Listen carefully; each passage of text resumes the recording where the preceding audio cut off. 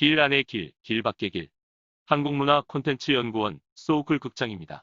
오늘은 한국 근현대의 불교 지성의 탐구 네 번째 인물인 태용 성철 선사에 관한 첫 번째 시간입니다. 안녕하십니까.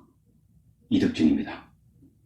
오늘은 한국 근현대 불교 지성의 탐구 네 번째 인물 태용 성철 선사 첫 번째 시간이 되겠습니다. 불교 스님이나 학자들의 경우에는 각자 특화된 영역이 있습니다. 불교 교학의 경우를 살펴보면 경전 번역, 이론 탐구, 그리고 대중교화 이렇게 세 정도의 영역으로 나눌 수 있겠죠. 경전 번역에 특화된 스님은 아마 고마라접 스님을 쫓아갈 분은 없을 것입니다. 이론 탐구에는 영수 스님을 대표적으로 꼽을 수 있겠죠. 대중교화에는 최근에 돌아가신 법정 스님만한 분이 없죠. 이론과 대중교화를 두루 넘나들었던 불성에는 원효 대사가 있을 것 같습니다.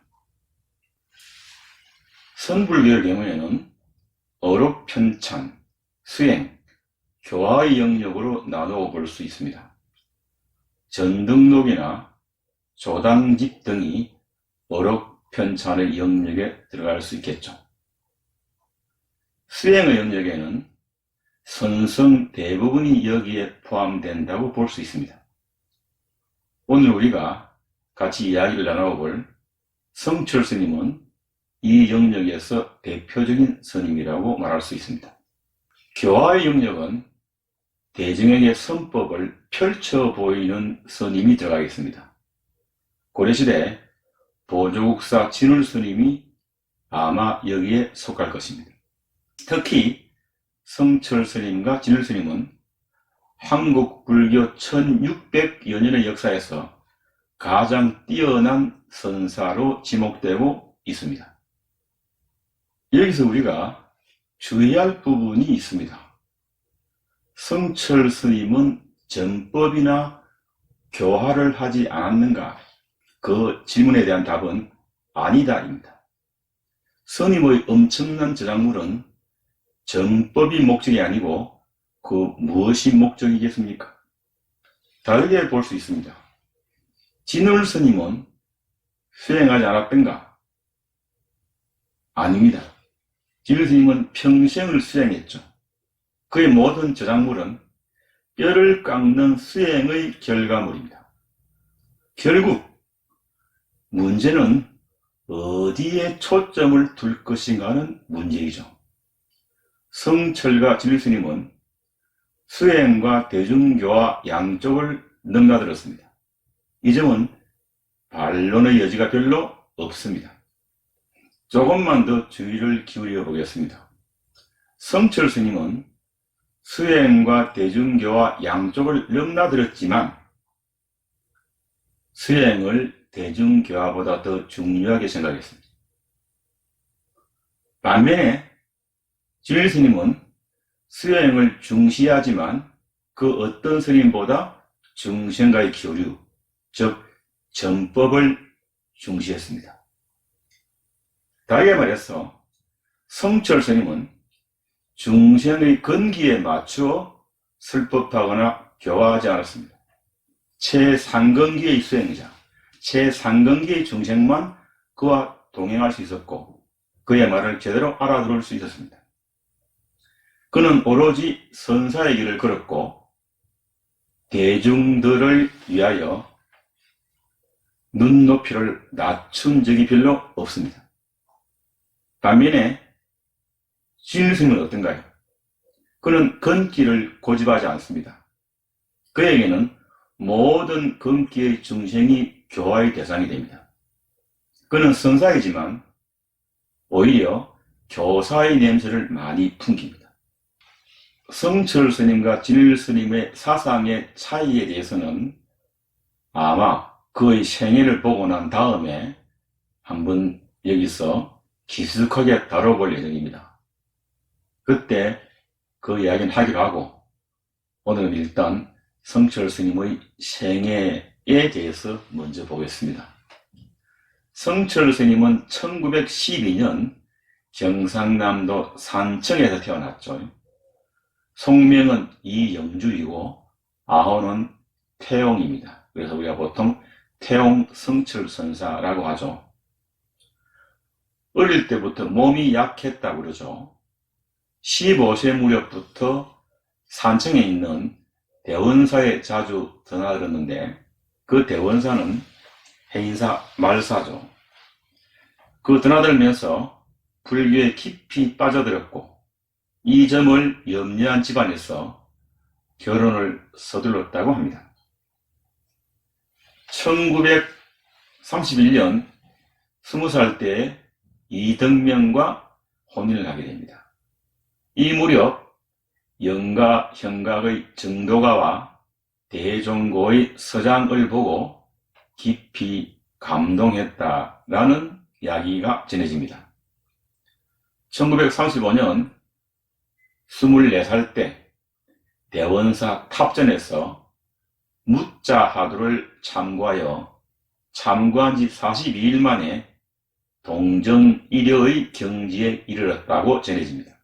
1936년 우리 나이로 25살 되던 해 해인사로 옮겨가서 소인의 몸으로 참선 정진을 합니다.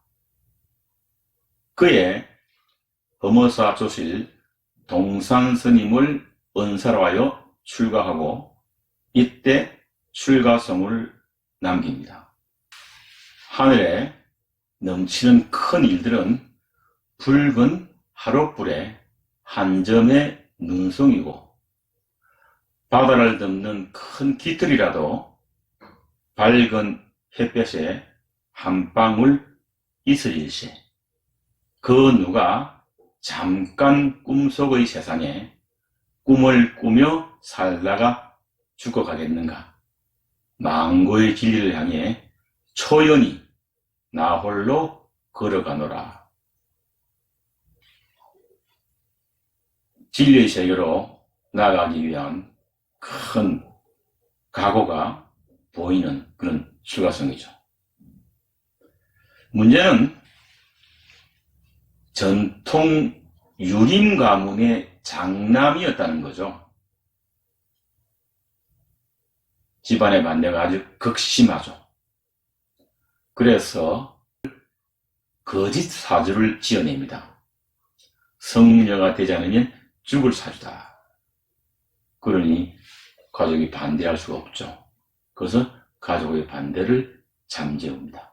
1937년 운봉화상으로부터 비후계를 받고 용성 문중의 맥을 잇습니다. 성납 3년 만인 1940년 우리 나이로 29살 때 대구 동화사 금당선언에서 한거중 문득 개치게 됩니다. 이때 스님께서는 오도성을 지었습니다. 항하수 곤륜산 정상으로 거꾸로 흐르니 해와 달은 빛을 잃고 대지는 꺼지는도다. 한번 웃고 머리를 돌려 돌았으니 청산은 예대로 흰구름 속에 있네. 1941년 우리 나이로 30살 되던 무렵 깨달음을 점검받기 위하여 전국 곳곳을 다닙니다.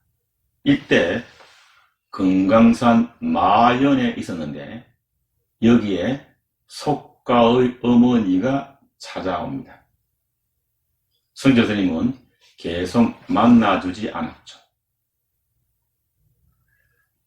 같이 공부하던 향곡 스님이 보다 못해서 대중공사를 열어서 성철 스님에게 모친을 만날 것을 사중의 이름으로 명령합니다. 성철 스님은 이에 승복하여 어머니를 모시고 금강산을 구경합니다. 어머니와 금강산을 구경하고 난 다음에 스님은 다시 수덕사 말사인 정해사로 망공선사를 찾아갑니다. 망공선사는 경어선사의 법을 이었다고 여겨지죠.